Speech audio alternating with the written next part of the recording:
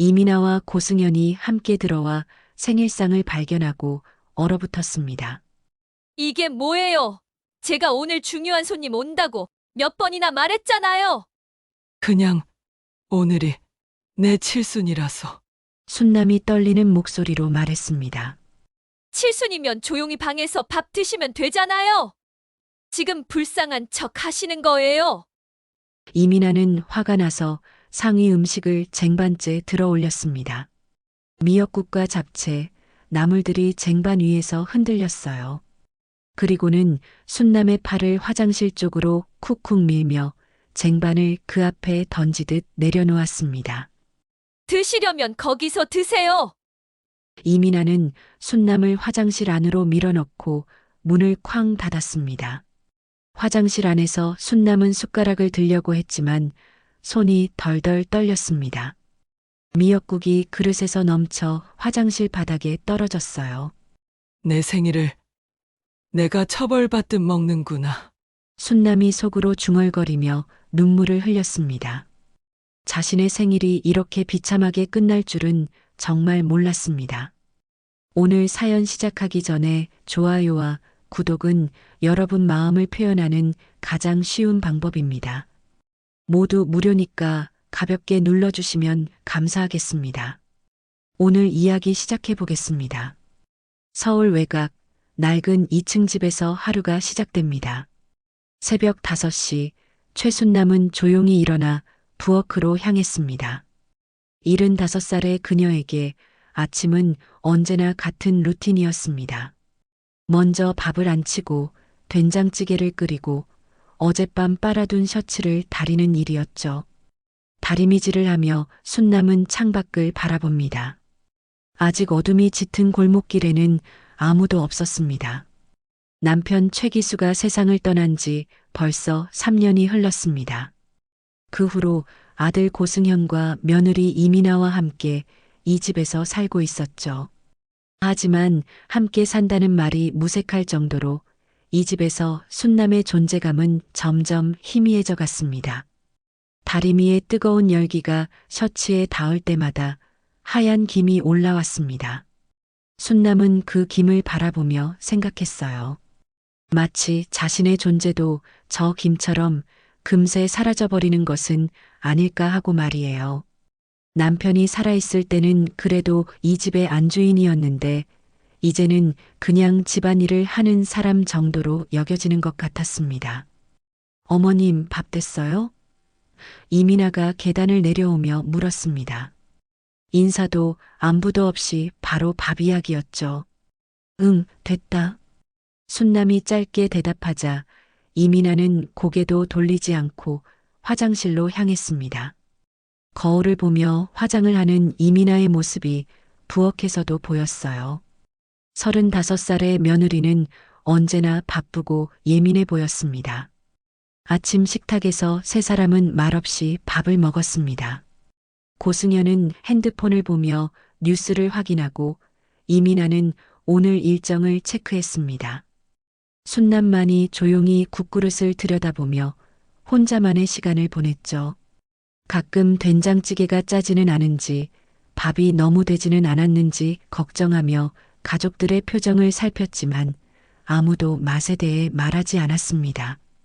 언젠가부터 내 이름은 이 집에서 불리지 않게 됐구나. 순남은 속으로 중얼거렸습니다.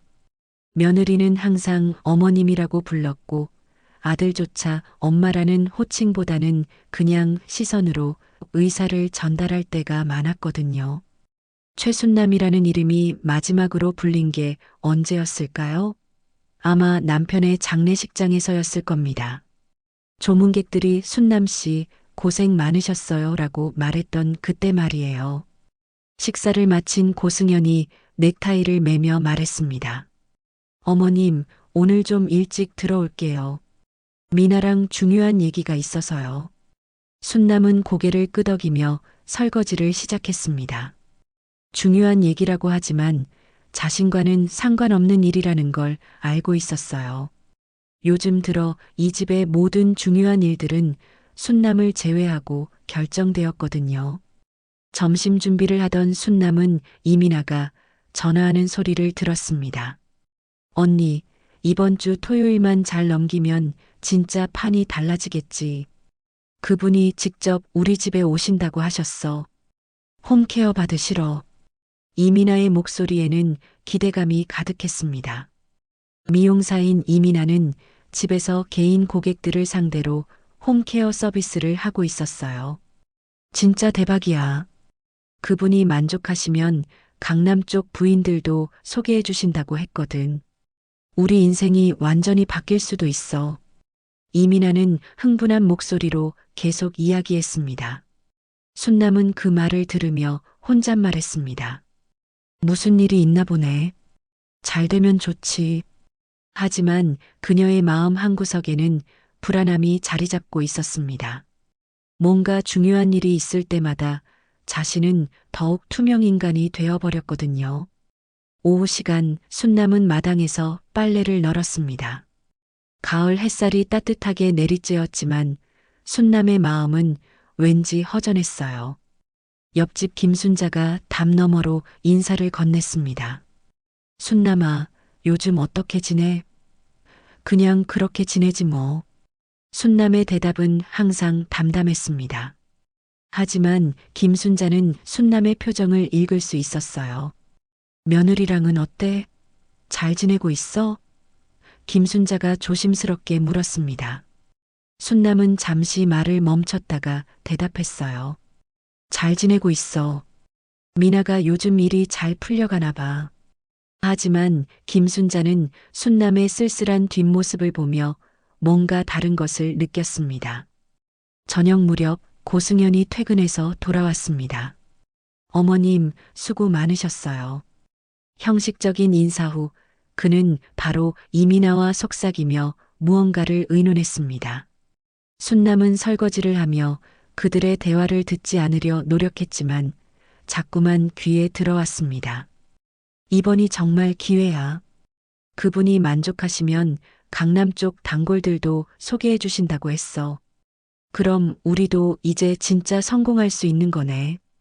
드디어 이 동네에서 벗어날 수 있겠어. 두 사람의 대화는 희망으로 가득했지만 그 어디에도 순남에 대한 언급은 없었습니다. 마치 순남은 이 집의 가구 같은 존재였어요. 저녁 식탁에서도 대화는 계속됐습니다. 토요일에 정말 중요한 손님이 오시니까 집을 완전히 깨끗하게 해야 해. 이민아가 말했습니다. 당연히 해야지. 어머님도 그날은 좀 조용히 해주셔야 할 것 같은데. 고승현이 순남을 바라보며 말했어요. 순남은 고개를 끄덕였지만 가슴 한구석이 아팠습니다. 밤이 되어 모든 집안일을 마친 순남은 작은 방에 앉아 창밖을 바라봤습니다. 가로등 불빛이 희미하게 들어와 방 안을 비추고 있었죠. 그녀는 서랍에서 낡은 사진 한 장을 꺼냈습니다. 남편과 함께 찍은 젊은 시절의 사진이었어요. 여보, 당신이 있을 때는 그래도 이 집에서 내가 필요한 사람이었는데. 순남은 사진 속 남편에게 말을 걸었습니다. 지금은 정말 공기 같은 존재가 된 것 같아요. 아니, 공기보다도 못한 것 같아. 사진 속 남편은 환하게 웃고 있었지만 순남의 눈에는 눈물이 맺혔습니다. 다음 날도 그 다음 날도 똑같은 일상이 반복됐습니다. 순남은 묵묵히 집안일을 했고 가족들은 각자의 일에만 집중했습니다. 대화는 꼭 필요한 말들 뿐이었죠. 밥 됐어요? 빨래 걷어주세요. 전기세 고지서 왔어요. 이런 말들 사이사이로 순남의 하루가 채워져 갔습니다. 하지만 정작 순남 자신에 대한 이야기는 어디에도 없었어요. 그녀가 어떤 하루를 보냈는지, 무슨 생각을 하는지, 건강은 어떤지에 대해서는 아무도 묻지 않았습니다. 순남은 이 집에서 보이지 않는 사람이 되어가고 있었어요. 그렇게 또 하루가 저물어갔고 순남은 다시 한번 중얼거렸습니다. 내 이름을 부르는 사람이 없는 집에서 나는 과연 누구일까? 며칠이 지나고 순남은 평소처럼 새벽에 일어나 빨래를 시작했습니다. 세탁기가 있었지만 순남은 여전히 손빨래를 고집했어요. 특히 이불 같은 큰 것들은 손으로 빨아야 깨끗해진다고 생각했거든요. 찬물에 손을 담그고 비누칠을 하며 이불을 비비는 순남의 손은 이미 거칠어져 있었습니다. 어머님, 또 손빨래 하세요? 이민아가 화장실에서 나오며 말했습니다. 순남은 고개를 들어 며느리를 바라봤어요. 이불은 손으로 해야 깨끗하게 빠져서. 세탁기 있는데 왜 굳이 그러세요? 요즘 세탁기가 얼마나 좋은데. 이민아의 목소리에는 짜증이 섞여 있었습니다. 순남은 아무 말 없이 다시 이불을 비비기 시작했어요. 찬물에 담긴 손이 빨갛게 변했지만 순남은 개의치 않았습니다. 오히려 이런 고된 일을 할 때 마음이 조금이나마 편해졌거든요. 뭔가 자신이 쓸모 있는 일을 하고 있다는 느낌이 들었어요. 오전 10시쯤 순남은 젖은 이불을 마당에 널기 시작했습니다. 가을 햇살이 좋아서 금세 마를 것 같았어요. 하지만 이불을 널고 있는 순남의 뒤로 이민아가 지나가며 얼굴을 찌푸렸습니다. 어머님, 정말 냄새나요. 손빨래 냄새가 집안 전체에 퍼져 있어요. 순남은 깜짝 놀라 자신의 손을 맡아봤습니다. 비누 냄새와 찬물에 부른 손 냄새가 났지만 그게 그렇게 역겨운 냄새인지는 모르겠었어요. 그냥 비누 냄새 아닌가? 순남이 조심스럽게 물었습니다. 비누 냄새가 아니라 손빨래 특유의 그 냄새요. 진짜 옛날 냄새 나요. 이민아가 코를 막는 신용을 하며 말했습니다. 제발 세탁기 좀 쓰세요. 손빨래 냄새가 집안에 진동하잖아요. 저 이번 주에 중요한 손님 오시는데 이 냄새 어떻게 해요? 순남의 얼굴이 붉어졌습니다. 자신이 정성껏 빤 빨래가 냄새난다고 하니 마음이 아팠어요. 손으로 해야 잘 빠져서. 순남이 작은 목소리로 변명했지만 이민아는 고개를 저었습니다. 이래서 옛날 분들은 감각이 없어요. 요즘 세상이 어떤 세상인데 아직도 손빨래를 고집하세요? 이민아의 말은 날카로웠습니다. 순남은 아무 말도 할 수 없었어요. 자신이 평생 해온 방식이 틀렸다고 하니 어떻게 대답해야 할지 몰랐거든요. 점심을 준비하며 순남은 계속 자신의 손을 들여다봤습니다. 정말 냄새가 나는 걸까요? 평생 이렇게 살아왔는데 이제 와서 자신의 방식이 잘못됐다고 하니 혼란스러웠어요. 마치 자신의 존재 자체가 냄새나는 것처럼 느껴졌습니다. 오후에 이민아는 미용 도구들을 정리하며 혼잣말했습니다. 토요일까지 이틀 남았네. 진짜 완벽하게 준비해야 하는데. 순남은 부엌에서 그 말을 들으며 걱정이 됐어요. 자신 때문에 며느리의 중요한 일에 방해가 되는 건 아닐까 하고 말이에요. 저녁에 고승현이 퇴근해서 돌아왔습니다. 현관문을 열자마자 고승현이 코를 킁킁거렸어요. 뭔가 냄새가. 어머님이 또 손빨래 하셨어요. 이민아가 즉시 대답했습니다. 고승현은 순남을 바라보며 말했어요. 엄마, 미나가 이번 주에 중요한 손님 있대. 좀 조심해줘요, 제발. 순남은 조용히 물을 끓이며 고개를 끄덕였습니다. 하지만 마음속으로는 억울했어요. 그냥 깨끗하게 빨려고 한 일인데 왜 이렇게 문제가 되는 걸까요? 자신이 뭘 잘못한 건지 도통 모르겠었습니다. 향수라도 뿌려야겠네. 고승현이 방에서 향수를 가져와 거실에 뿌렸습니다. 달콤한 향수 냄새가 집안에 퍼졌어요. 순남은 그 향수 냄새를 맡으며 더욱 위축됐습니다. 자신의 냄새를 지우기 위해 향수까지 뿌리는 걸 보니 정말 민망했거든요. 저녁 식사 시간에도 분위기는 어색했습니다. 평소보다 대화가 더 적었고 순남은 혹시 자신에게서 냄새가 나는지 계속 신경 쓰였어요. 밥을 먹는 동안에도 자꾸 손을 확인하고 옷을 맡아보기도 했습니다. 어머님, 내일부터는 정말 세탁기 써주세요. 이민아가 설거지를 하며 말했습니다. 토요일에 오시는 분이 정말 까다로우신 분이거든요. 집안 분위기나 냄새 같은 것도 다 신경 쓰시는 분이에요. 순남은 고개를 끄덕이며 대답했어요. 알았다. 세탁기 쓸게. 하지만 마음속으로는 서운했습니다. 평생 정성껏 해온 일이 하루아침에 냄새나는 일이 되어버렸거든요. 밤에 혼자 방에 앉아있던 순남은 자신의 손을 다시 한번 들여다봤습니다. 이 손으로 남편의 옷도 빨고 아들의 교복도 빨고 이제는 며느리의 옷까지 빨아왔는데 그런데 이제 와서 이 손이 냄새난다고 하니 마음이 아팠어요. 냄새까지 미움이 되는 날이 있구나. 순남은 속으로 중얼거렸습니다. 자신의 정성이, 자신의 방식이, 심지어 자신의 냄새까지도 이 집에서는 반갑지 않은 것이 되어버렸어요. 그날 밤 순남은 잠이 오지 않았습니다. 계속 자신의 손을 들여다보며 생각했어요. 정말 내 손에서 역겨운 냄새가 나는 걸까? 내가 그동안 모르고 살았던 걸까? 아니면 내 존재 자체가 이제는 불편한 냄새가 되어버린 걸까? 새벽이 되어서야 순남은 잠이 들었습니다.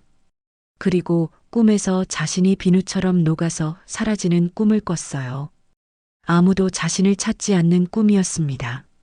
다음 날 아침 순남은 평소보다 일찍 일어나 세탁기에 빨래를 넣었습니다. 기계가 돌아가는 소리를 들으며 순남은 생각했어요. 이제 내 손의 정성도 필요 없어졌구나. 나는 정말 이 집에서 무엇을 위해 살아가고 있는 걸까? 하지만 오후에 다시 이불을 빨 일이 생겼을 때 순남은 또다시 손으로 빨기 시작했습니다. 세탁기로는 이불이 제대로 빠지지 않을 것 같았거든요. 혹시 냄새가 날까봐 걱정됐지만 깨끗하게 빨고 싶은 마음이 더 컸어요. 그런 순남의 모습을 본 이민아는 한숨을 쉬며 말했습니다. 정말 답답하네. 왜 말을 안 들으세요? 순남은 아무 대답도 하지 못했습니다. 자신의 정성이 이제는 고집으로밖에 보이지 않는다는 게 슬펐거든요. 월요일 오후 이민아는 집에서 단골 손님 2명을 맞이했습니다. 40대 중반으로 보이는 두 여성이 현관문을 열고 들어왔어요. 안녕하세요. 오늘도 잘 부탁드려요. 단골 손님들이 반갑게 인사했습니다. 어서 오세요. 오늘 새로 들어온 네일 컬러 보여드릴게요. 이민아가 환하게 웃으며 맞았어요. 거실 테이블에 네일 용품들을 깔끔하게 준비해 두었습니다. 각종 매니큐어와 네일 파일, 큐티클 도구들이 정리되어 있었어요. 순남은 부엌에서 조용히 설거지를 하고 있었습니다. 며느리가 손님을 받을 때는 최대한 조용히 하려고 노력했어요. 그릇 부딪히는 소리도 내지 않으려고 조심조심 다뤘습니다. 오늘은 어떤 컬러로 하실래요? 이 핑크색이 요즘 인기 있어요. 이민아가 매니큐어 병들을 보여주며 말했어요. 와, 색깔이 정말 예쁘다. 이거로 해주세요. 손님 중 한 명이 기뻐하며 선택했습니다. 이민아는 정성스럽게 손님의 손톱을 다듬기 시작했어요. 큐티클을 정리하고 손톱 모양을 예쁘게 만들었습니다. 미나 씨는 정말 솜씨가 좋아요. 미용실에서 받는 것보다 더 꼼꼼하게 해주시네요. 집에서 하니까 더 편하시죠? 미용실은 너무 바쁘고 시끄럽잖아요. 이민아가 베이스 코트를 발라주며 말했어요. 맞아요. 여기는 조용하고 좋아요. 집도 깔끔하고 손님들이 만족스러워했습니다. 1시간 정도 지나자 손님들의 목소리가 더 편안해졌습니다. 네일 케어를 받으며 일상 이야기를 나누기 시작했어요. 요즘 애들이 학원 때문에 너무 바빠서 집에 있을 시간이 없어요. 저희 집도 마찬가지예요. 남편은 회사 일로 바쁘고 순남은 혹시 목이 마를까 싶어 물을 준비했습니다.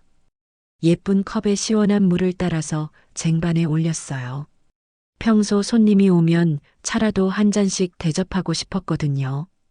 조용히 거실로 향했는데 이민아가 재빨리 손을 가로막았습니다. 어머님, 그냥 방에 계세요. 이민아가 작은 목소리로 속삭였어요. 손님들이 네일 케어를 받고 있어서 크게 말할 수는 없었지만 당황스러운 표정이었습니다. 물 좀 드시라고. 순남이 작게 말했지만 이민아는 고개를 저었습니다.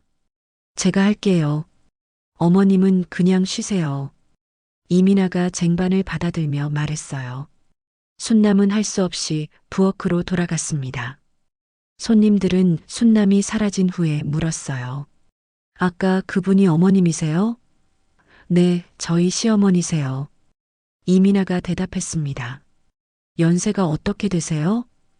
75이세요. 어르신은 같이 안 계세요? 손님 중 한 명이 친근하게 물었어요.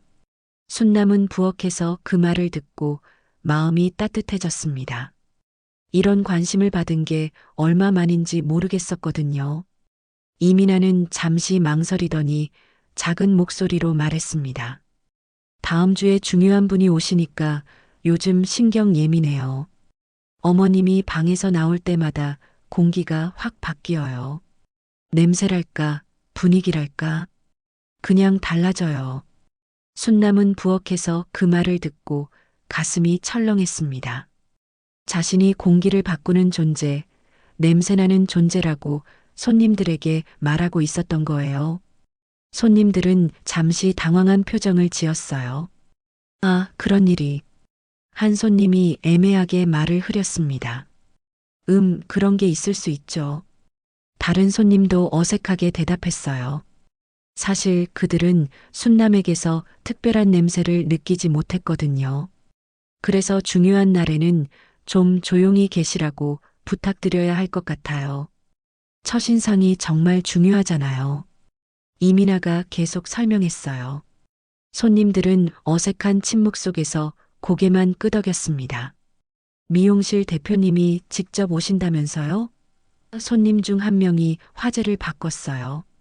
네, 정말 큰 기회거든요.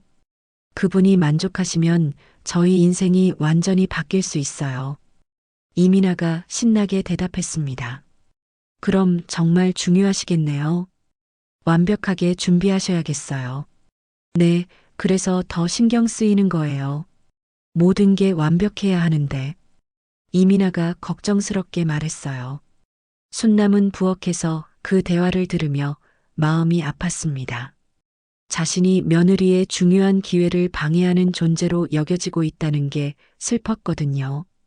정말 자신에게서 냄새가 나는 건지 의심스러웠어요.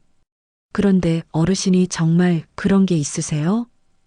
한 손님이 조심스럽게 물었어요.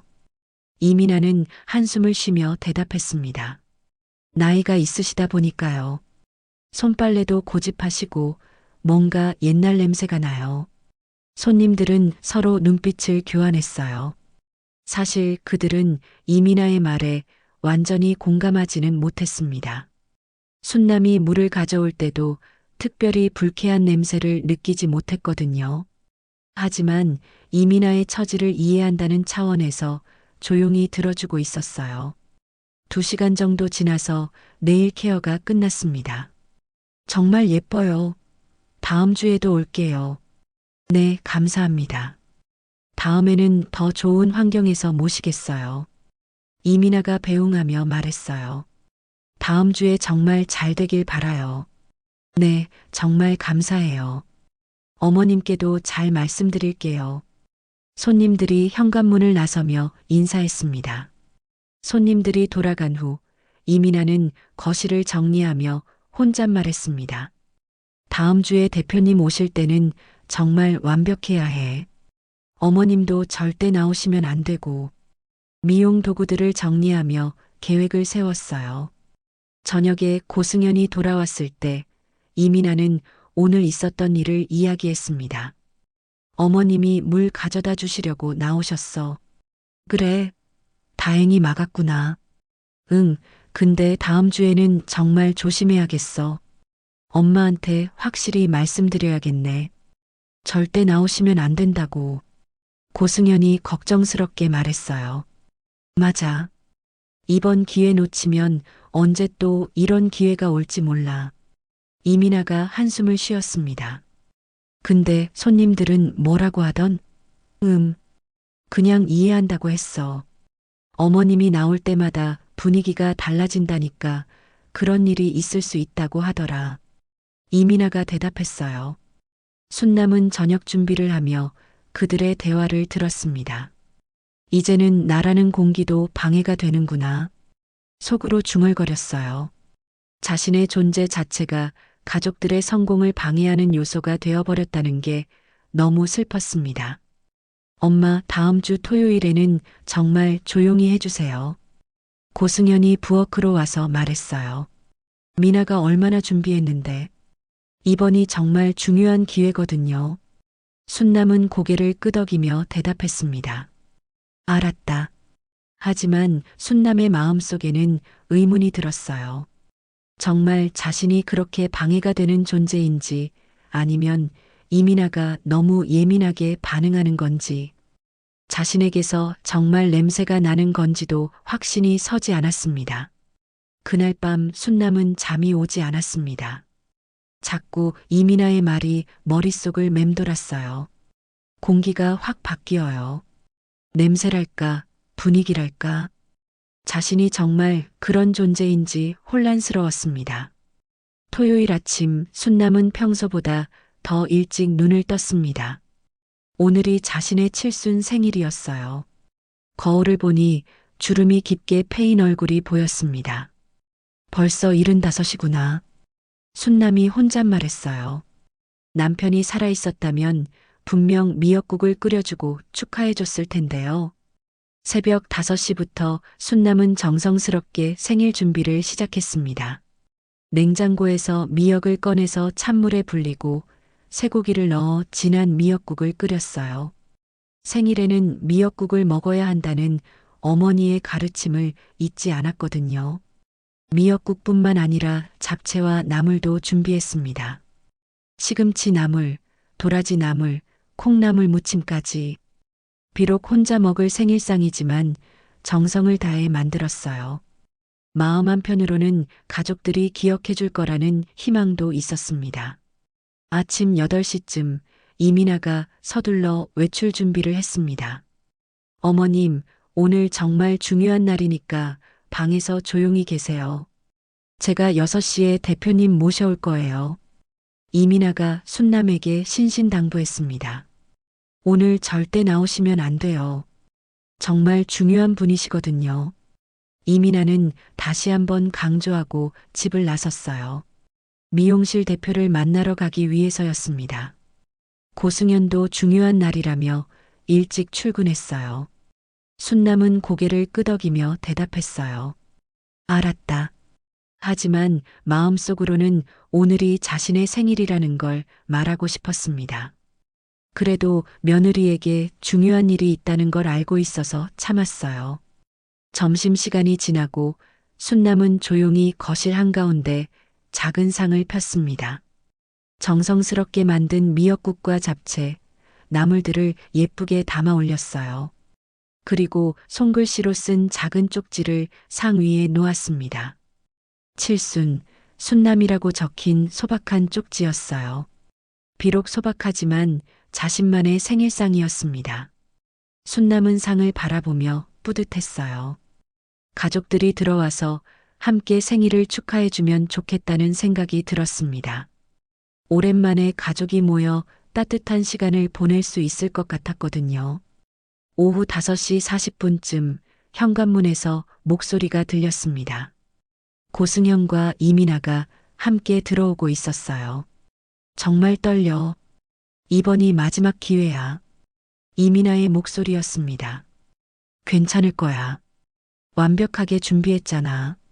고승현이 위로했어요. 두 사람이 현관문을 열고 들어오는 순간 얼어붙었습니다. 거실 한가운데 펼쳐진 생일상이 눈에 들어왔거든요. 그토록 완벽하게 준비했던 거실이 이렇게 망가져 있을 줄은 몰랐어요. 이게 뭐예요? 제가 오늘 중요한 손님 온다고 몇 번이나 말했잖아요. 지금 거실에서 생일상을 차렸어요? 이민아가 순남을 향해 소리쳤어요. 목소리에는 분노와 당황이 섞여 있었습니다. 순남이 부엌에서 나와 작은 목소리로 말했어요. 그냥 식구들끼리 한 끼라도. 자신의 칠순 생일이니까 가족들과 함께 밥이라도 먹고 싶었다는 마음을 표현하려 했지만 목소리는 점점 작아졌어요. 이게 한 끼예요. 미용실 대표가 집에 손님 초대하는 날에 이 꼴로 만들라고요. 지금 저 망치자는 거죠. 이민아가 폭발했습니다. 20분 후면 대표가 올 텐데 이런 상황이라니 정말 화가 났거든요. 고승현도 상황을 파악하고 순남을 바라봤어요. 엄마, 이건 좀 너무하셨어요. 미나가 얼마나 준비했는데. 아들마저 자신을 책망하자 순남의 마음은 더욱 무너졌어요. 그냥 오늘이 내 칠순이라서. 순남이 떨리는 목소리로 말했어요. 자신도 이런 상황을 원한 게 아니라는 걸, 그냥 조용히 생일을 보내고 싶었다는 걸 설명하려 했지만 말이 제대로 나오지 않았습니다. 칠순이면 조용히 방에서 밥 드시면 되잖아요. 지금 불쌍한 척 하시는 거예요. 이민아가 소리쳤어요. 고승현도 시계를 보며 초조해했습니다. 미나야, 어떻게 하지? 곧 오시는데. 이민아는 화가 나서 상위 음식을 쟁반째 들어 올렸습니다. 미역국과 잡채, 나물들이 쟁반 위에서 흔들렸어요. 그리고는 순남의 팔을 화장실 쪽으로 쿡쿡 밀며 쟁반을 그 앞에 던지듯 내려놓았습니다. 드시려면 거기서 드세요. 이민아의 목소리는 집안을 울렸어요. 순남은 아무 말도 할 수 없었습니다. 이런 굴욕을 당할 줄은 꿈에도 몰랐거든요. 이민아는 순남을 화장실 안으로 밀어넣고 문을 쾅 닫았습니다. 절대 나오지 마세요. 고승현도 함께 서둘러 거실을 정리하기 시작했어요. 빨리 치우자. 곧 오신다고 했잖아. 화장실 안에서 순남은 변기 뚜껑 위에 쟁반을 올렸어요. 숟가락을 들려고 했지만 손이 덜덜 떨렸습니다. 미역국이 그릇에서 넘쳐 화장실 바닥에 떨어졌어요. 내 생일을 내가 처벌받듯 먹는구나. 순남이 속으로 중얼거리며 눈물을 흘렸습니다. 거실에서는 이민아와 고승현이 분주하게 정리하고 있었어요. 다행히 시간이 있네. 완전히 치웠어. 휴, 정말 놀랐네. 어머님이 왜 하필 오늘. 두 사람이 한숨을 쉬었습니다. 그때 초인종이 울렸습니다. 오셨다. 이민아가 재빨리 거울을 보고 미소를 지으며 현관으로 달려갔어요. 안녕하세요. 와주셔서 정말 감사합니다. 40대 후반으로 보이는 세련된 미용실 대표가 들어왔습니다. 와, 정말 깔끔하고 좋네요. 미용실 대표가 거실을 둘러보며 감탄했습니다. 감사합니다. 평소에 정리를 좋아해서요. 이민아가 환하게 웃으며 대답했어요. 몇 분 전의 폭풍 같은 상황은 전혀 느껴지지 않았습니다. 가족분들은 안 계세요? 대표가 물었어요. 시어머님은 몸이 편찮으셔서 일찍 주무세요. 이분은 제 남편이고요. 이민아가 자연스럽게 거짓말했습니다. 화장실에서는 여전히 순남이 조용히 울고 있었지만 아무도 알지 못했어요. 안녕하세요. 고승현이 정중하게 인사했습니다. 집이 정말 좋네요. 분위기도 좋고. 대표가 만족스러워했어요. 화장실 문틈으로는 순남의 흐느끼는 소리가 작게 들렸지만 거실의 대화 소리에 묻혀버렸습니다. 2시간 동안 이민아와 대표는 즐겁게 이야기했어요. 정말 좋은 환경이네요. 다음 주부터 본격적으로 시작해 볼까요? 정말 감사합니다. 이민아가 기뻐했습니다. 고승현도 안도의 표정을 지었어요. 대표가 돌아간 후 이민아와 고승현은 거실에서 기뻐했습니다. 정말 잘 됐어. 드디어 성공할 수 있겠어. 다행이야. 어머님 때문에 정말 큰일 날 뻔했네. 두 사람은 서로를 안으며 기뻐했어요. 한참 후에야 이민아가 화장실 문을 두드렸습니다. 어머님, 이제 나오세요. 순남은 빨간 눈으로 나왔어요. 쟁반을 들고 부엌으로 향했습니다. 바닥에 흘린 미역국 자국이 아직 그대로 있었어요. 어머님, 앞으로는 정말 조심해 주세요. 오늘 정말 큰일 날 뻔했어요. 이민아가 말했지만 미안하다는 말은 없었어요. 순남은 조용히 고개를 끄덕이며 설거지를 시작했습니다.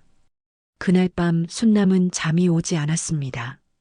드시려면 거기서 드세요라는 이민아의 말과 화장실에 갇혀서 보낸 자신의 칠순 생일이 계속 머릿속을 맴돌았어요.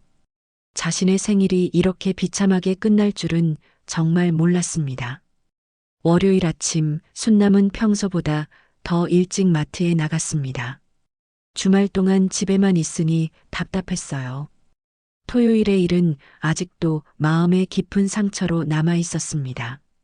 변기 앞에서 먹었던 칠순 생일 미역국의 쓰라린 기억이 자꾸 떠올랐거든요. 한편 이민아는 일요일 밤부터 계속 화가 나 있었어요. 토요일에 그토록 중요한 날을 어머님이 망쳐놓았다는 생각이 들었거든요. 정말 이기적이야. 왜 하필 그날에 그런 일을? 이민아는 순남에 대한 원망만 커져갔습니다. 월요일 오후 이민아는 단골 손님인 박 여사와 네일 케어를 하면서 분노를 털어놓기 시작했습니다. 박 여사님, 정말 답답한 일이 있었어요. 무슨 일인데? 박 여사가 관심 있게 물었어요. 토요일에 정말 중요한 분이 오시기로 했잖아요. 그런데 시어머님이 갑자기 거실에 생일상을 차려놓으신 거예요. 이민아가 붕괴하며 말했어요. 제가 그렇게 몇 번이나 조용히 해달라고 부탁드렸는데 말이에요. 생일상을요? 네, 칠순이라고 하시면서 하필 그날에. 정말 이기적이지 않아요? 제가 얼마나 중요한 날이라고 했는데. 이민아의 목소리에는 분노가 가득했어요. 박 여사는 조심스럽게 물었어요. 그래도 칠순 생신이면. 박 여사님, 저도 사람이에요. 제 인생이 달린 중요한 날인데 왜 양보만 해야 해요? 하루 미루면 안 되는 거예요? 이민아가 억울하다는 듯 말했어요. 그래서 어떻게 하셨어요? 당연히 치웠죠. 손님이 곧 오시는데 어떻게 해요? 어머님한테는 방에서 드시라고 했어요. 이민아는 자신의 행동이 당연하다는 듯 말했습니다. 방에서요? 네, 그게 뭐 어때서요? 생일이면 조용히 혼자 계시면 되는 거 아니에요? 꼭 거실에서 큰 상 차려놓고 해야 해요? 이민아는 전혀 잘못했다고 생각하지 않았어요. 박 여사는 뭔가 이상하다는 표정을 지었어요. 그런데 칠순 생신인데 박 여사님도 그러시네요. 왜 다들 나이 든 사람 편만 들어요? 젊은 사람들은 희생만 해야 해요? 이민아가 짜증을 냈습니다. 아니, 그런 게 아니라 저도 제 인생이 있어요. 이번 기회 놓치면 언제 또 이런 기회가 와요? 어머님은 매년 생일이 오잖아요. 이민아는 완전히 자기 논리에 빠져 있었어요. 화요일에 박 여사는 다른 미용실에서 친구들을 만났어요. 어제 네일 케어 받으러 갔는데 그 집 며느리 정말 이상해. 무슨 얘기? 시어머니 칠순 생신에 방에서 혼자 밥 먹게 했다는데 자기가 뭘 잘못했는지도 모르겠다는 거야. 진짜? 칠순 생신에? 응, 자기 일이 더 중요하다면서 당당하더라고. 어머님 생일은 매년 온다면서. 친구들은 기가 막혔어요. 세상에 그런 며느리가 다 있어? 수요일에는 이야기가 더 구체적으로 퍼졌어요. 그 집 며느리가 시어머니를 완전히 무시한다더라. 칠순 생신에 방에 가둬놓고 혼자 밥 먹게 했다는데 자기 일이 더 중요하다면서 뻔뻔하게 말하더라고. 목요일 오후 동네 미용실에서 아주머니들이 모여 이야기했습니다. 그 집 며느리 진짜 심하다더라. 칠순 생신에 화장실에서 밥 먹게 했다는데? 화장실에서? 응, 손님 온다고 해서 치워버렸다더라고. 이야기는 계속 전화게임처럼 부풀려졌어요. 문까지 잠갔다더라. 하루 종일 못 나오게 했다더라. 물도 안 줬다더라. 같은 말들이 덧붙여졌습니다. 사람들의 분노는 점점 커져갔어요. 금요일 아침 이민아는 미용실에 나갔는데 이상한 일이 벌어졌어요. 평소 단골 손님들이 예약을 취소하기 시작한 거였습니다. 죄송한데 다음 주 예약 취소할게요. 손님들의 태도가 냉랭했어요. 왜 갑자기 예약을 취소하세요? 이민아가 당황해서 물었어요. 그냥 다른 곳으로 가보려고요. 손님들은 이민아를 보는 눈빛이 차가웠습니다. 혹시 제가 뭘 잘못했나요? 아니에요. 손님들은 대답을 회피했지만 이민아를 보는 시선은 곱지 않았어요. 이민아는 뭔가 이상하다고 느꼈지만 정확한 이유를 알 수 없었습니다. 점심시간에 이민아는 동네를 걸으며 이상한 시선들을 느꼈어요. 저 사람이 그 며느리야. 정말 뻔뻔하게 다니네. 사람들이 자신을 보며 수군거리는 게 들렸습니다. 뭔 소리야? 이민아가 짜증났어요. 그때 평소 알고 지내던 옆가게 사장이 다가왔어요. 미나 씨, 요즘 동네에서 좀 이상한 소문이 돌던데. 무슨 소문요? 시어머니 관련해서 안 좋은 이야기들이 많이 돌아. 이민아는 순간 박 여사에게 한 말이 떠올랐어요. 설마 그게? 정확히는 모르겠지만 사람들이 많이 화가 나 있어. 저녁에 고승현도 회사에서 비슷한 경험을 했어요. 승현아, 집안일 좀 조심해야겠더라. 동료가 차가운 시선으로 말했어요. 무슨 말씀이세요? 미용업계 쪽에서 안 좋은 이야기가 들려와. 노인 학대 관련된. 노인 학대요? 자세한 건 모르겠지만 내 아내 이야기더라. 회사 이미지에도 안 좋을 것 같은데. 고승현은 얼굴이 하얘졌어요. 회사에서까지 이런 이야기가 들려온다는 게 충격적이었거든요. 그날 밤 집에서 가족회의가 열렸어요. 도대체 어떻게 된 거야? 고승현이 화를 냈어요. 이민아는 짜증스럽게 대답했어요. 내가 뭘 잘못했다고 그래. 박 여사한테 그냥 사실대로 말한 건데. 사실대로? 응, 어머님이 중요한 날에 생일상 차려놓아서 곤란했다고. 그게 뭐 잘못된 말이야? 이민아는 전혀 잘못했다고 생각하지 않았어요. 내가 거짓말했어? 사실 그대로 말한 건데. 그런 식으로 말하면 어떻게 돼? 나도 억울해. 내 인생 망친 건 어머님인데 왜 내가 욕을 먹어야 해? 이민아는 오히려 자신이 피해자라고 생각했어요. 순남은 가족들의 대화를 들으며 상황을 이해했어요. 며느리가 자신의 칠순 생일 이야기를 사람들에게 하소연했고 그게 동네 전체로 퍼진 거였습니다. 하지만 이민아는 여전히 자신이 잘못했다고 생각하지 않고 있었어요. 이제 어떻게 해? 고승현이 한숨을 쉬었어요. 미용실도 망하고 회사에서도 눈총받고 그건 사람들이 오해해서 그런 거야. 내가 뭘 잘못했다고. 이민아는 끝까지 자기 합리화만 했습니다. 순남은 조용히 자신의 방으로 들어갔어요. 며느리는 여전히 자신이 피해자라고 생각하고 있었고 잘못했다는 생각은 전혀 없어 보였습니다. 오히려 모든 걸 순남 탓으로 돌리고 있었어요. 토요일 아침 순남은 혼자 집에 있었습니다. 이민아와 고승현은 상황을 수습하려고 외출했어요.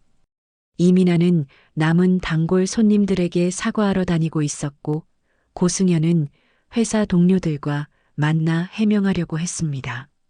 순남은 오랜만에 조용한 집에서 혼자만의 시간을 가졌어요. 지난 일주일 동안 벌어진 일들을 생각하니 마음이 복잡했습니다. 자신의 칠순 생일이 이렇게 큰 소동으로 번질 줄은 정말 몰랐거든요. 서랍장을 정리하다가 순남은 오래된 나무 상자를 발견했어요. 남편 최기수가 결혼할 때 순남이 가져온 친정 유품들이 들어있는 상자였습니다. 먼지를 털고 뚜껑을 열어보니 낡은 사진들과 서류들이 나왔어요. 가장 위에는 아버지의 젊은 시절 사진이 있었습니다. 일제강점기 때 찍은 사진으로 보였어요. 의지가 강해 보이는 눈빛이 인상적이었습니다. 그 아래에는 태극기 조각이 있었어요. 너무 낡아서 색이 바래고 찢어진 자리도 있었지만 소중하게 보관되어 있었어요. 아버지가 왜 이런 걸 간직하고 계셨을까? 순남이 궁금해하며 서류들을 들여다봤어요. 그런데 그 안에서 뜻밖의 것을 발견했습니다. 독립유공자 신청서였어요. 하지만 큰 도장으로 반려라고 찍혀 있었습니다. 신청서를 자세히 읽어보니 아버지에 관한 내용이었어요. 아버지가 일제강점기에 만주간도 지역에서 무장 독립운동을 했다는 기록이 있었습니다. 하지만 증거자료 부족으로 인정받지 못했다고 적혀 있었어요. 아버지가 독립운동 가셨다고? 순남은 깜짝 놀랐어요. 어릴 때 아버지를 일찍 여의어서 자세한 이야기를 들어본 적이 없었거든요. 어머니도 그런 이야기는 한 번도 해주지 않으셨고요. 서류를 더 뒤져보니 아버지의 다른 사진들도 나왔어요. 뒤에는 간도 독립군 시절이라고 연필로 적혀 있었습니다. 젊은 아버지의 모습이 자랑스러워 보였어요. 우리 아버지가 이런 분이셨구나. 순남은 가슴이 뜨거워졌어요. 자신이 독립운동가의 딸이었다는 사실이 새롭게 느껴졌습니다. 그런데 왜 이런 자랑스러운 일이 인정받지 못했을까요? 신청서를 자세히 읽어보니 문제가 있었어요. 당시 증언해 줄 수 있는 동지들이 모두 세상을 떠났고 관련 문서들도 전쟁 중에 소실됐다고 적혀 있었습니다. 그래서 공식적으로 인정받을 수 없다는 것이었어요. 아버진 나라 위에 싸우셨는데 나는 가족에게도 이름 하나 못 지켰네. 순남이 속으로 중얼거렸어요. 아버지는 나라를 위해 목숨을 바쳤는데 자신은 집안에서도 존재감 없는 사람이 되어버렸다는 생각이 들었습니다. 순남은 결심했어요. 이 일을 다시 신청해 보기로 한 거예요. 요즘은 옛날보다 자료를 찾는 방법도 많아졌고 정부에서도 독립유공자 발굴에 더 적극적이라고 들었거든요. 월요일 아침 순남은 정장을 차려입고 집을 나섰어요. 이민아는 어디 가세요? 라고 물었지만 순남은 잠시 볼 일이 있어서라고만 대답했습니다. 사실 가족들에게 미리 말하기가 부담스러웠어요. 지하철을 타고 시청 근처 보은처를 찾아갔습니다. 75살의 나이에 혼자 이런 곳을 찾아가는 것도 쉽지 않았지만 순남은 용기를 냈어요. 아버지의 명예를 되찾고 싶었거든요. 보훈처 담당자는 친절하게 순남의 이야기를 들어줬어요. 어르신, 이런 사례는 요즘 많이 접수되고 있어요. 예전에는 자료가 부족해서 인정받기 어려웠지만 지금은 상황이 많이 달라졌거든요. 정말 가능할까요? 순남이 조심스럽게 물었어요. 한번 시도해 볼 만해요. 간도 지역 독립운동 관련해서는 최근에 새로운 자료들이 많이 발견되고 있거든요. 중국 측 기록도 추가로 확인할 수 있고요. 담당자는 순남에게 필요한 서류들을 알려줬어요. 가족관계 증명서, 호적 등본, 그리고 기존 신청 서류를 다시 가져오세요. 저희가 다시 한번 철저히 조사해 드릴게요. 순남은 희망을 품고 집으로 돌아왔어요. 오랜만에 뭔가 의미 있는 일을 하고 있다는 생각이 들었습니다. 비록 가족들에게는 냉대받고 있지만 자신도 할 수 있는 일이 있다는 걸 느꼈어요. 화요일부터 순남은 서류를 준비하기 시작했어요. 구청에 가서 가족관계 증명서를 떼고 아버지 관련 자료들을 정리했습니다. 이민아와 고승현은 자신들의 문제로 바빠서 순남이 뭘 하는지 관심도 없었어요. 수요일에 순남은 다시 보훈처를 찾아갔어요. 준비한 서류들을 제출하고 담당자와 자세한 상담을 했습니다. 어르신 아버님께서 간도에서 활동하신 기간이 언제인지 아세요? 정확히는 모르지만 일제강점기 후반부였던 것 같아요. 제가 어릴 때 아버지를 잃었거든요. 순남이 기억나는 대로 대답했어요. 담당자는 컴퓨터를 검색해 보더니 말했어요. 여기 관련 기록이 있네요. 최근에 중국에서 넘어온 자료 중에 비슷한 성함이 보여요. 한번 확인해 보겠습니다. 1시간 후 담당자가 흥미로운 소식을 전해줬어요. 어르신, 정말 놀라운 일이에요. 아버님이 간도 지역에서 상당히 활발한 독립운동을 하셨던 분 같아요. 중국 측 기록에도 나와 있고요. 정말요? 순남의 눈이 반짝였어요. 네, 다만 정확한 확인을 위해서는 좀 더 시간이 필요해요. 일주일 정도 조사 기간을 거쳐서 결과를 알려드릴게요. 순남은 설렘을 안고 집으로 돌아왔어요. 아버지가 정말 독립운동가로 인정받을 수 있다면 그동안 숨겨져 있던 자신의 자랑스러운 출신이 밝혀지는 거였습니다. 목요일 저녁, 순남은 혼자 앉아 아버지 사진을 바라봤어요. 아버지, 이제야 아버지의 희생이 인정받을 수 있을 것 같아요. 사진 속 아버지의 의지 강한 눈빛이 순남에게 용기를 주는 것 같았어요. 이민아와 고승현은 여전히 자신들의 문제 해결에만 급급했어요. 미용실 손님들은 계속 줄어들고 있었고 고승현도 회사에서 눈치를 보며 지내고 있었습니다. 순남의 일에는 전혀 관심이 없었어요. 금요일 오후 보훈처에서 전화가 왔어요. 어르신, 정말 좋은 소식이에요. 아버님의 독립운동 활동이 확인되었습니다. 다음 주에 직접 오셔서 자세한 설명을 들으시죠. 순남은 가슴이 뛰었어요. 드디어 아버지의 명예가 되찾아지는 거였습니다. 자신도 독립운동가의 딸로서 당당하게 살 수 있게 되는 거였어요. 오랜만에 느끼는 자부심이었습니다. 월요일 오전 순남은 다시 보훈처를 찾아갔습니다. 지난주 전화를 받고 설레는 마음으로 준비해온 터였어요. 담당자가 미소를 지으며 순남을 맞이했습니다. 어르신, 정말 좋은 소식을 전해드릴 수 있을 것 같아요. 정말요? 순남의 목소리가 떨렸어요. 네, 최순남 어르신. 귀하의 부친은 간도 지역에서 무장 독립운동 중 순국하신 분으로 확인되었습니다. 담당자가 공식 문서를 보여주며 말했어요. 중국 측 자료와 일본 측 기록을 교차 검증한 결과 어르신의 아버님께서 1925년부터 1938년까지 간도 지역에서 활발한 독립운동을 전개하셨다는 것이 확인되었습니다. 담당자의 설명이 이어졌어요. 순남은 눈물이 났어요. 정말 그런 거예요? 네, 국가보훈처는 정식으로 독립유공자로 인정하고 훈장을 수여할 예정입니다. 다음 주에 공식 발표가 있을 거예요. 집으로 돌아오는 길에 순남의 발걸음은 가벼웠어요. 75년을 살아오면서 이렇게 자랑스러운 기분을 느껴본 적이 없었습니다. 자신이 독립운동가의 딸이라는 사실이 공식적으로 인정받은 거였어요. 화요일 저녁 집에서 뉴스가 나왔습니다. 국가보훈처는 오늘 새롭게 발굴된 독립유공자 명단을 발표했습니다.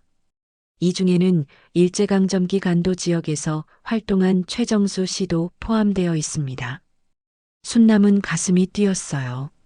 아버지의 이름이 텔레비전에 나오고 있었거든요.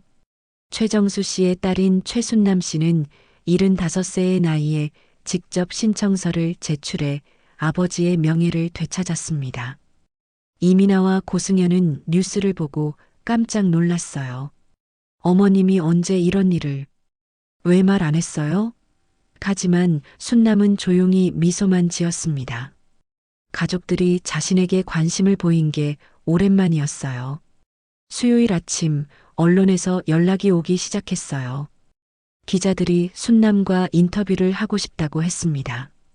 어르신, 75세에 직접 신청하신 이유가 궁금해요. 그냥 아버지의 명예를 되찾고 싶었어요. 오후에는 더 큰 뉴스가 터졌어요. 한 온라인 커뮤니티에서 누군가가 순남의 이야기를 올린 거였습니다. 화장실 앞 생일상. 그녀는 독립운동가의 딸이었다라는 제목이었어요. 글 내용은 충격적이었습니다. 칠순 생일에 며느리에게 화장실로 밀려난 할머니가 알고 보니 독립유공자의 딸이었다는 내용이었어요. 누군가 동네 소문과 뉴스 내용을 연결한 거였습니다. 댓글들이 폭주하기 시작했어요. 어떻게 그런 짓을 할 수 있지? 독립운동가 후손을 화장실로? 이게 진짜냐? 마음이 찢어진다. 며느리 신상 털어야겠다 등 분노에 찬 댓글들이 쏟아졌어요. 목요일에는 여러 언론사에서 순남을 찾아왔어요. 동네 앞까지 취재진들이 몰려들었습니다. 최순남 어르신과 인터뷰를 하고 싶습니다. 독립유공자 후손으로서 어떤 기분이신지요? 이민아는 패닉 상태였어요. 어떻게 하지? 기자들이 몰려왔어. 미용실은 이미 손님이 끊긴 상태였고 집 앞에는 취재진들이 기다리고 있었습니다. 이제 정말 끝났어. 기자 중 한 명이 순남에게 물었어요. 어르신, 최근에 가장 힘들었던 순간은 언제였나요? 순남은 잠시 생각하더니 조용히 대답했어요. 내가 나로서 무가치하다고 느껴졌을 때요. 구체적으로 어떤 일이 있었나요?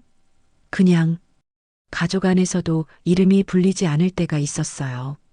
존재하지 않는 사람처럼 느껴질 때가 있었죠. 순남의 담담한 대답에 기자들은 더 깊이 파고들었어요. 온라인에서는 이민아와 고승현을 찾아내려는 움직임이 시작됐어요. 그 집 며느리 누구야? 미용실 이름 뭐야? 회사는 어디야? 사람들의 분노는 걷잡을 수 없이 커져갔습니다. 금요일 오전 이민아의 미용실 앞에는 항의하는 사람들이 몰려들었어요. 독립운동가 후손을 화장실로 밀어넣은 미용실, 양심도 없는 며느리 같은 팻말들이 걸렸습니다. 고승현의 회사에도 항해 전화가 빗발쳤어요. 그런 직원을 왜 두고 있나요? 회사 이미지가 망가집니다. 등의 항의가 쏟아졌어요. 결국 고승현은 사직서를 제출할 수밖에 없었습니다. 엄마 때문에 이렇게 됐어. 이민아가 순남에게 소리쳤어요. 내가 뭘 잘못했다고 그래. 하지만 순남은 더 이상 위축되지 않았어요. 자신이 독립운동가의 딸이라는 자부심이 생겼거든요. 토요일에는 전국적으로 뉴스가 보도됐어요. 독립유공자 후손 노인 학대 사건으로 국민 공분 제목의 뉴스였습니다. 순남의 이야기는 전국적인 이슈가 되었어요. 시청자들의 반응은 폭발적이었어요. 정말 화가 난다. 어떻게 그럴 수 있어? 며느리와 아들 처벌해야 한다 등의 댓글이 수십만 개씩 달렸습니다. 온라인에서는 순남 할머니 응원하기 운동까지 시작됐어요. 일요일 저녁 이민아와 고승현은 집에서 나갈 수도 없는 상황이었어요. 밖에는 여전히 기자들과 항의하는 사람들이 몰려 있었습니다. 어떻게 하지? 이러다 진짜 망해. 고승현이 절망했어요. 이게 다 어머님 때문이에요. 이민아가 순남을 노려봤어요. 그날 내 칠순 생일이었는데 뭐가 잘못이야? 순남이 당당하게 맞받아쳤습니다. 월요일에 보훈처에서 공식 훈장 수여식이 있었어요. 순남은 정장을 입고 참석했습니다. 고인이 된 최정수 선생의 딸 최순남 씨에게 독립유공자 훈장을 수여합니다. 훈장을 받으며 순남은 눈물을 흘렸어요. 아버지의 명예가 되살아나는 순간이었습니다. 자신도 이제 당당하게 독립운동가의 딸로 살 수 있게 된 거였어요. 소감 한 말씀 해주세요. 사회자가 마이크를 건넸어요. 순남은 잠시 생각하더니 말했습니다. 아버지가 목숨 바쳐 지키려던 나라에서 저도 이제 사람답게 살고 싶어요. 그날 뉴스는 온 나라를 감동시켰어요. 75세에 아버지의 명예를 되찾은 순남의 이야기는 많은 사람들에게 울림을 주었습니다. 댓글에는 순남 할머니 힘내세요. 정말 존경합니다. 같은 응원 메시지가 가득했어요. 한편 집에서는 이민아와 고승현이 더욱 절망적인 상황에 빠져 있었어요. 미용실은 완전히 망했고 고승현도 일자리를 잃었습니다. 하지만 이 집을 떠날 곳도 마땅치 않았어요. 경제적으로 여유가 없었거든요. 한 달이 지났습니다. 순남의 이야기는 여전히 사람들의 기억 속에 남아 있었어요. 전국에서 순남을 만나고 싶다는 사람들이 찾아왔습니다. 노인 인권 단체에서는 순남을 명예 홍보대사로 위촉하고 싶다고 했고, 방송국에서는 다큐멘터리를 제작하고 싶다고 제안했어요. 하지만 순남은 모든 제안을 정중히 거절했습니다. 그냥 조용히 살고 싶어요. 언론의 관심이 부담스러웠거든요. 자신은 그저 평범한 할머니일 뿐인데 너무 큰 관심을 받는 것 같았어요. 이민아와 고승현은 여전히 집에 있었지만 상황은 더욱 악화되고 있었어요. 미용실은 완전히 문을 닫았고 고승현도 어떤 회사에서도 취직이 되지 않았습니다. 온라인에 두 사람의 신상이 퍼진 탓에 면접에서 번번이 떨어졌어요. 또 떨어졌어. 고승현이 절망하며 집에 돌아왔어요.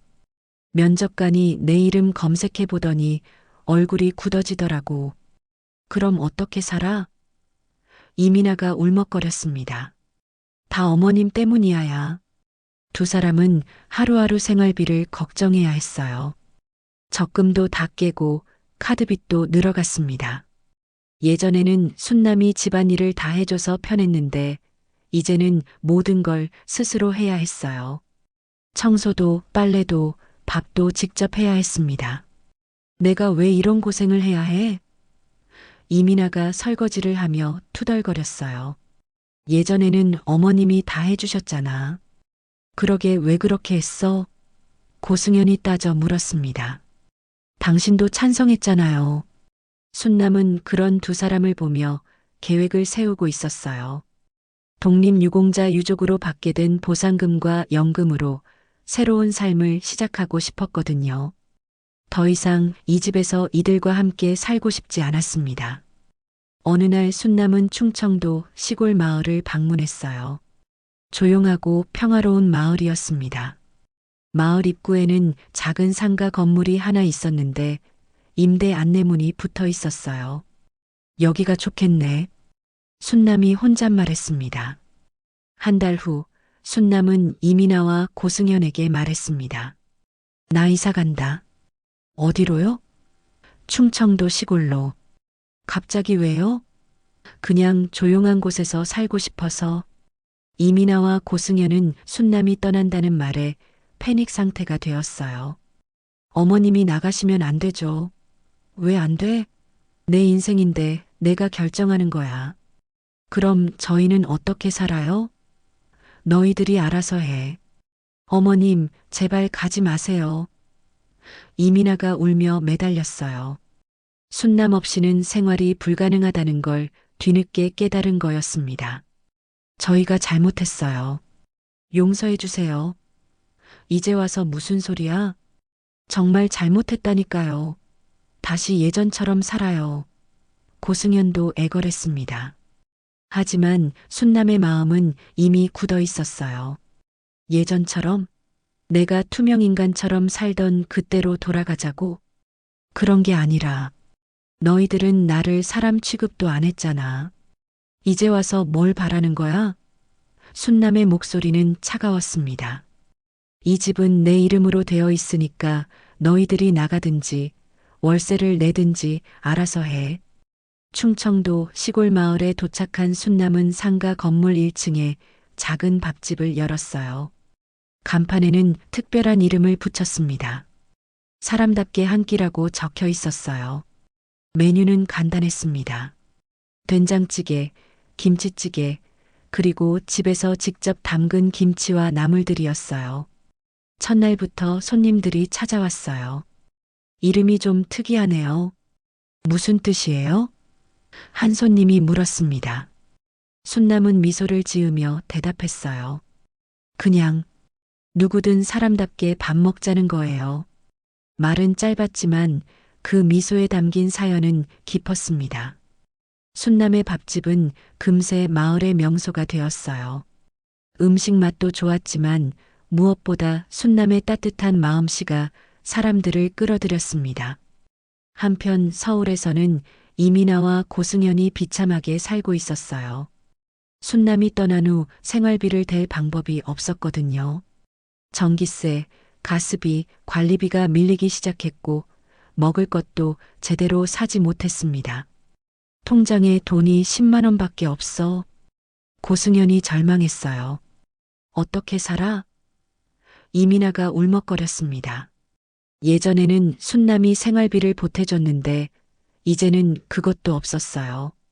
다 너 때문이야. 나 때문? 당신도 찬성했잖아. 두 사람은 매일 싸웠습니다. 돈도 없고 일자리도 없고 미래도 보이지 않았어요. 순남이 얼마나 소중한 존재였는지 이제 와서 깨달았지만 이미 늦었습니다. 집은 순남 명의였지만 생활할 돈이 없으니 의미가 없었어요. 전기가 끊기고 가스도 끊어졌습니다. 결국 두 사람은 그 집을 월세로 내놓고 작은 고시원으로 들어가야 했어요.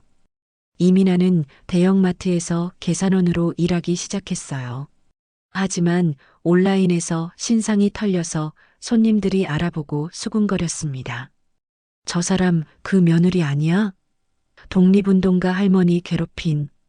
결국 한 달 만에 그만둬야 했어요. 고승현도 마찬가지였어요. 어떤 회사에 가도 면접에서 떨어졌습니다. 인터넷에 기록이 남아 있어서 취직이 불가능했어요. 결국 일용직 현장 일을 전전하며 하루하루 버텨나갔습니다. 어머님한테 전화해봐. 또 어제도 받지 않으셨잖아. 그래도 해봐. 우리가 잘못했다고. 하지만 순남은 전화를 받지 않았어요. 아니, 받더라도 단 한마디만 했습니다. 각자 살아가자. 마을에서 순남은 행복했어요. 순남 씨, 밥이 정말 맛있어요. 고마워요. 많이 드세요. 손님들 한 명 한 명을 정성스럽게 대했습니다. 여기서는 모든 사람이 순남을 순남 씨라고 불러줬어요. 어느 날 밤 순남은 밥집에서 하루를 정리하며 생각했어요. 이제야 내 이름으로 사는 것 같네. 아무도 자신을 무시하지 않았고 아무도 자신을 없는 사람 취급하지 않았습니다. 한 달 후 서울에서 한 젊은 기자가 찾아왔어요. 어르신께서 이곳에서 새 삶을 시작하신 이유가 궁금해요. 그냥 사람답게 살고 싶어서요. 가족들과는 어떻게 지내세요? 연락 안 해요. 각자 살아가는 거죠. 서울에서는 여전히 이민아와 고승현이 서로를 원망하며 살고 있었어요. 당신이 어머님한테 잘했으면 이런 일 없었을 거야. 내가 언제 못했어? 당신이 생일상 치우라고 했잖아. 끝없는 비난과 후회만 남았습니다. 밥집 문에는 작은 액자가 걸려 있었어요. 아버지의 독립유공자 증서였습니다. 그 옆에는 아버지의 젊은 시절 사진도 함께 걸려 있었어요. 아버지, 딸이 이제야 사람답게 살고 있어요. 저녁 무렵 마지막 손님이 떠나고 순남은 밥집을 정리했어요. 순남 씨, 내일 또 올게요. 단골 손님이 인사하며 지나갔어요. 네, 감사합니다. 순남이 밝게 대답했습니다. 그날 밤 순남은 창밖을 바라보며 생각했어요. 이제야 내 인생이 시작되는 것 같네. 75세에 시작한 새 삶이었지만 전혀 늦지 않았습니다. 매일 아침 일어나는 게 기대되는 삶이었어요. 마을의 평화로운 밤이 깊어갔습니다. 순남의 밥집에서는 따뜻한 불빛이 새어나왔어요. 사람답게 한 끼라는 간판이 가로등 불빛에 은은하게 빛나고 있었습니다. 순남의 새로운 인생이 시작된 곳이었어요. 오늘 이야기가 여러분 마음에 잔잔한 여운을 남겼다면 구독과 좋아요는 무료로 전하는 따뜻한 격려입니다.